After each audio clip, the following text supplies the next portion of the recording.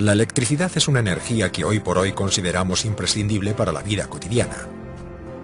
En el trabajo, oficinas, fábricas, en casa, ocio, tiendas, etc. Se genera en centrales eléctricas, hidráulicas, térmicas nucleares, térmicas convencionales, eólicas y solares. Se transforma a muy alta tensión, 400 kilovoltios, para su transporte en condiciones óptimas de eficiencia a todo el país e interconexiones con los vecinos Francia, Portugal y Marruecos. Después se distribuye a los puntos de consumo, bajando la tensión a valores intermedios de distribución, interconectados por medio de subestaciones, y finalmente llega a los consumidores en función de sus necesidades concretas, normalmente a grandes consumidores en alta tensión, más de 1000 voltios, y a medianos y pequeños consumidores en baja tensión, 230-400 voltios.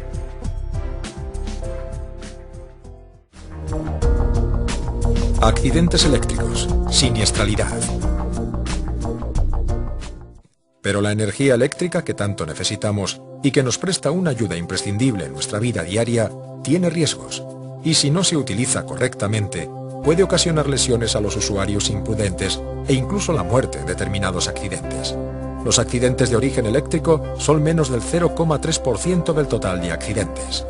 Sin embargo, representan casi el 1% del total de los accidentes graves y aproximadamente el 3% del total de los accidentes mortales.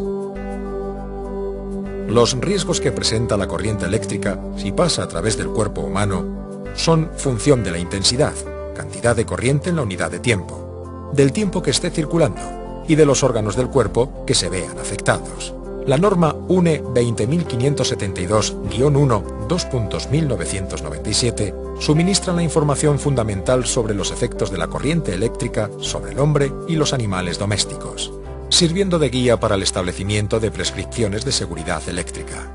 De los efectos que produce la corriente eléctrica al pasar por el cuerpo humano, destacamos los siguientes: quemaduras, intensidad grande y tiempo prolongado; tetanización de músculos, intensidad que afecta a órganos vitales; fibrilación ventricular, intensidad que afecta al corazón.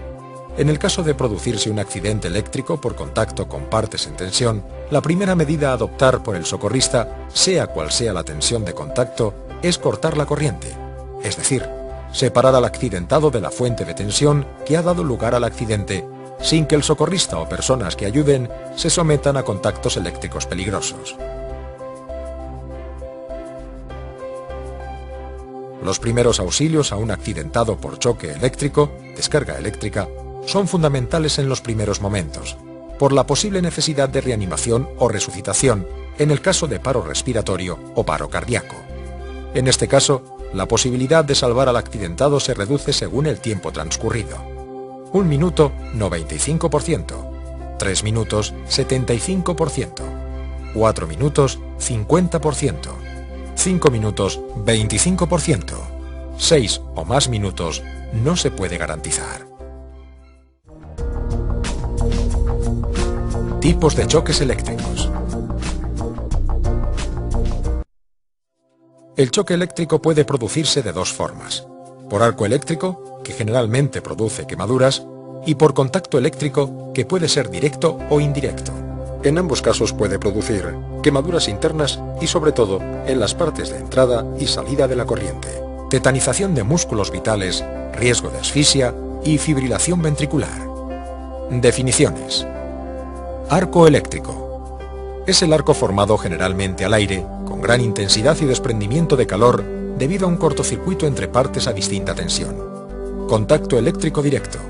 Es el contacto que se produce con partes activas que normalmente tienen tensión.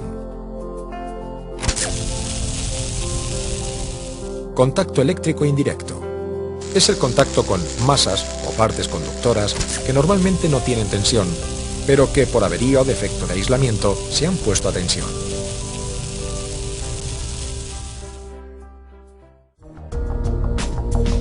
Medidas de prevención y protección contra contactos directos y contra contactos indirectos.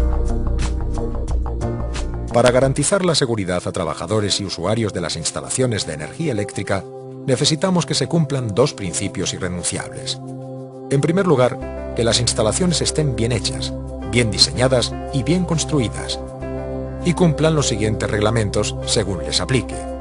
Reglamento de centrales eléctricas, subestaciones y centros de transformación, Real Decreto 3275/1982. Reglamento de líneas eléctricas aéreas de alta tensión, Decreto 3151/1968. Reglamento electrotécnico de baja tensión, Real Decreto 842/2002. Y en segundo lugar, que las instalaciones y equipos estén bien utilizados, bien manejados, es decir, que se cumpla con el Real Decreto 614/2001 sobre disposiciones mínimas para la protección de la salud y la seguridad de los trabajadores frente al riesgo eléctrico. En las instalaciones de alta tensión, según los reglamentos de alta tensión, la protección contra contactos eléctricos directos consiste principalmente en el alejamiento de las partes activas,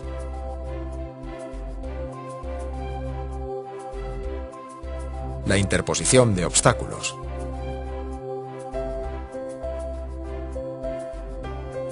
el aislamiento de las partes activas de los cables y equipos. El aislamiento es cada vez más empleado en las instalaciones de alta tensión, por la posibilidad que tiene de acortar distancias, enterrar los cables, etc., sobre todo en el interior de ciudades e industrias.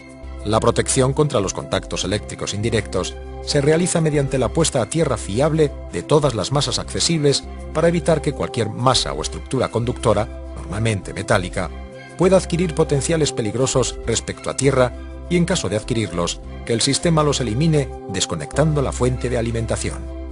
En las instalaciones de baja tensión, construidas según el reglamento de baja tensión, la protección contra contactos eléctricos directos se realiza principalmente por aislamiento de las partes activas de los cables y equipos,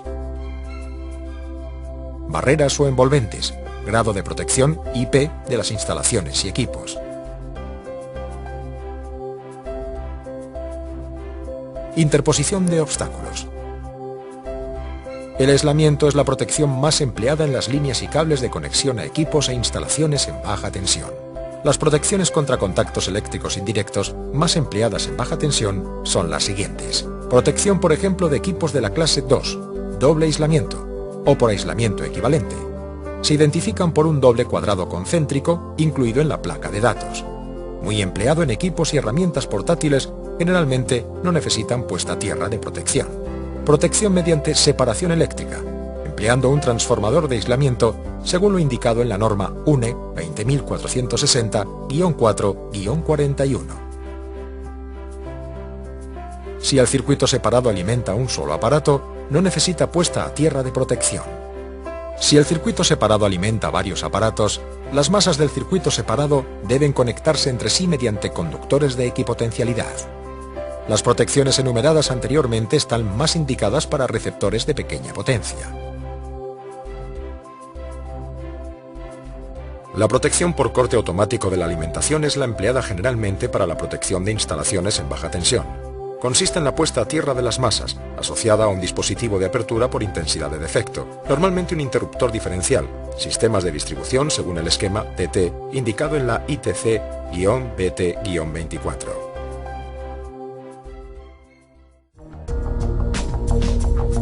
Real Decreto 614/2001 sobre disposiciones mínimas para la protección de la salud y la seguridad de los trabajadores frente al riesgo eléctrico. Para garantizar la seguridad de los trabajadores frente al riesgo eléctrico, estos deberán seguir todas las indicaciones, según les afecten, del Real Decreto 614/2001 de 8 de junio sobre disposiciones mínimas para la protección de la salud y la seguridad de los trabajadores frente al riesgo eléctrico. Este consta de 6 artículos y 6 anexos que resumimos a continuación. Artículo 1. Este Real Decreto se aplica a las instalaciones eléctricas de los lugares de trabajo y a las técnicas y procedimientos para trabajar en ellas o en su proximidad. Artículo 2.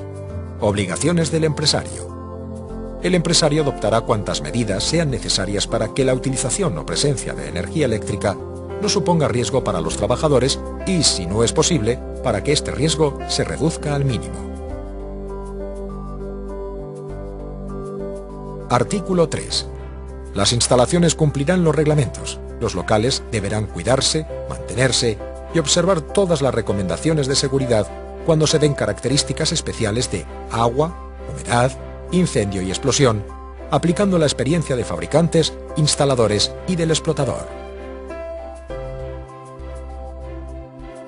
Artículo 4. Técnicas y procedimientos de trabajo. Sin tensión, en proximidad de tensión, con tensión. Siempre que sea posible, se trabajará sin tensión, siguiendo el principio de acción preventiva, evitar los riesgos, artículo 15, Ley 31/95. Cuando se trabaje con tensión, si esta es de seguridad menos de 50 voltios en locales secos o 24 voltios en locales húmedos o mojados, se tendrá también presente el riesgo de los cortocircuitos, riesgo por arco eléctrico. Para trabajo en tensión, con tensiones superiores a las de seguridad, se trabajará con personal autorizado con herramientas, procedimiento y preparación adecuada. Artículo 5. Formación e información de los trabajadores. Según Ley 31/95, todos los trabajadores que trabajen en instalaciones con tensión o en su proximidad recibirán formación específica sobre los riesgos eléctricos, en especial conocerán los términos que les afectan del Real Decreto 614/2001.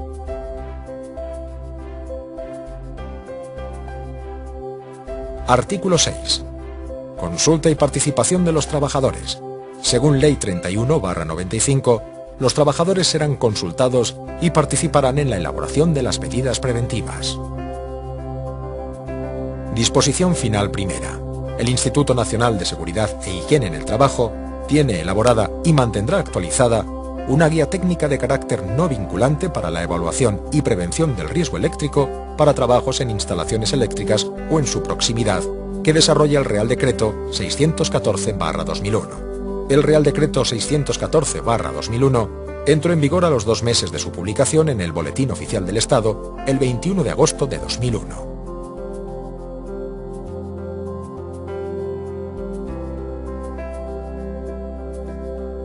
Anexo 1. Definición. Recoge las definiciones de los reglamentos para explicar lo que son el choque eléctrico, que puede producirse por arco eléctrico o por contacto eléctrico. Este último puede ser directo o indirecto. Define también lo que son. Trabajador autorizado es un trabajador con capacidad y experiencia, autorizado por la empresa. Trabajador cualificado es un trabajador autorizado por la empresa y que además dispone de una formación acreditada, profesional o universitaria o experiencia certificada de 2 años o más. También define y delimita las distancias de seguridad. Anexo 2. Trabajo sin tensión. Siguiendo el principio de la acción preventiva, evitar los riesgos, evaluar los riesgos que no se puedan evitar, combatir los riesgos en su origen. Artículo 15, Ley 31/95. Contempla 5 etapas o 5 reglas de oro de la seguridad. Para la supresión de la tensión, una vez identificados la zona y los elementos de la instalación donde se va a realizar el trabajo, y salvo que existan razones esenciales para hacerlo de otra forma, se seguirá el proceso que se describe a continuación, que se desarrolla secuencialmente en 5 etapas. 1. Desconectar. 2. Prevenir cualquier posible realimentación. 3. Verificar la ausencia de tensión. 4. Poner a tierra y en cortocircuito. 5. Proteger frente a los elementos próximos en tensión, en su caso, y establecer una señalización de seguridad para delimitar la zona de trabajo. Hasta que no se hayan completado las 5 etapas, no podrá autorizarse el inicio del trabajo sin tensión y se considerará en tensión la parte de la instalación afectada. Sin embargo, para establecer la señalización de seguridad indicada en la 5ª etapa, podrá considerarse que la instalación está sin tensión si se han completado las 4 etapas anteriores y no pueden invadirse zonas de peligro de elementos próximos en tensión. Las distancias de seguridad quedan indicadas en el anexo 1. Anexo 3. Trabajos en tensión. Se realizará con procedimiento específico, trabajador cualificado. En condiciones especiales, los trabajos deberán realizarse estando presentes al menos 2 trabajadores con formación en materia de primeros auxilios.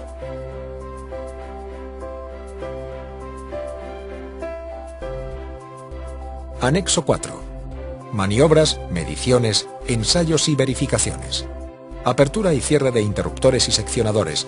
Las verificaciones y mediciones en general las realizarán en baja tensión por trabajadores autorizados, en alta tensión por trabajadores cualificados o autorizados bajo la supervisión de un trabajador cualificado.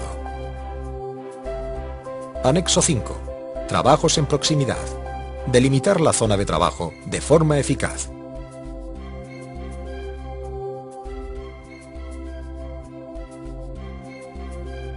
Especial vigilancia por trabajadores autorizados.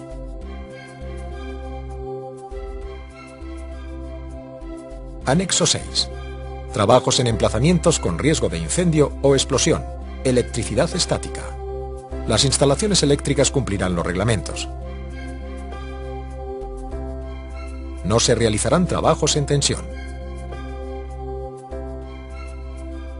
Se tendrá especial atención a la estática en atmósferas inflamables. Prohibición de instalaciones de alta tensión en locales, atarjeas o galerías de servicio donde pueda haber productos inflamables.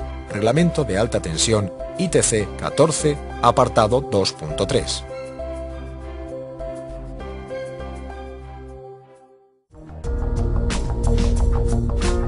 Resumen. Resumimos el contenido de esta presentación en los 5 puntos siguientes. 1. Necesidad y dependencia del uso de la energía eléctrica. Hoy día es impensable en nuestra vida diaria, en el trabajo, en el transporte, en el ocio, en el hogar, etc., sin contar con el uso de la energía eléctrica. 2. Los accidentes eléctricos son un riesgo presente en el uso de la energía eléctrica, por lo que deberemos observar y cumplir siempre con las normas de seguridad en el uso y manipulación de las instalaciones eléctricas, cumpliendo la reglamentación vigente en la construcción, el mantenimiento y la explotación. 3. El accidente eléctrico materializado en forma de choque eléctrico puede ser por arco eléctrico y contactos eléctricos directos e indirectos, por lo que haremos un uso seguro de la electricidad para evitar situaciones y prevenir circunstancias que puedan producir accidentes. 4. Las medidas preventivas para evitar los riesgos eléctricos fundamentalmente son 2. Que las instalaciones estén correctamente construidas y que sean correctamente manejadas y manipuladas, y en caso de intervención, hacerlo por personal capacitado. 5. Por último, la educación y formación en el correcto uso de la electricidad son los 2 factores más importantes para garantizar la seguridad de las personas y la continuidad del suministro eléctrico a todos los puntos de consumo.